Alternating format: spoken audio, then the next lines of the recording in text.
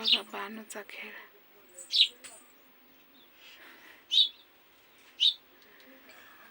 हातरून सगळी इकडं आले.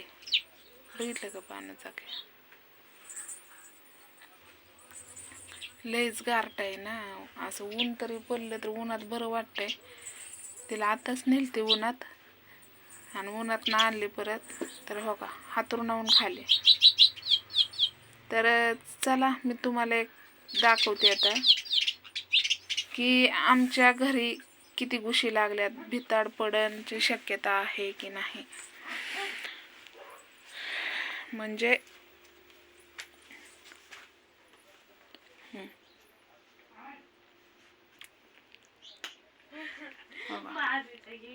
मी पुरलंही इथं एवढा पाय माझा असा गेला. इथं बी उकारले, तिथं बी उकारले सगळ्या घुशी. आणि इथं पेटी होती ना त्यामुळं मी काय केलं तिकडं ठेवली. किती घुशी आहे तेव्हा का काय सांगायचं. लयच अवघड झाली परिस्थिती. बाणूला असं पाणी पाजावं लागतंय. बाणूला असं पाणी पाजावं लागतंय. दिसलं बघा, बघितलं बघा. झालं खेळणं बंद झालं बाणूचं. तर बाणूला तांब्याने पाणी पिता येत नाही.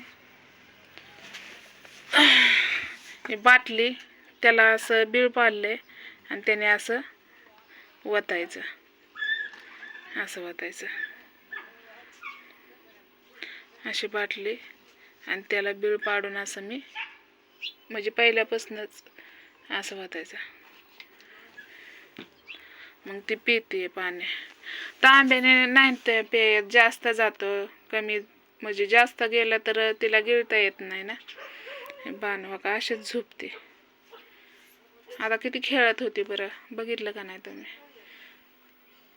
तर बाणूसाठी एक एक एक एक लाईक नक्कीच करा, शेअर करा.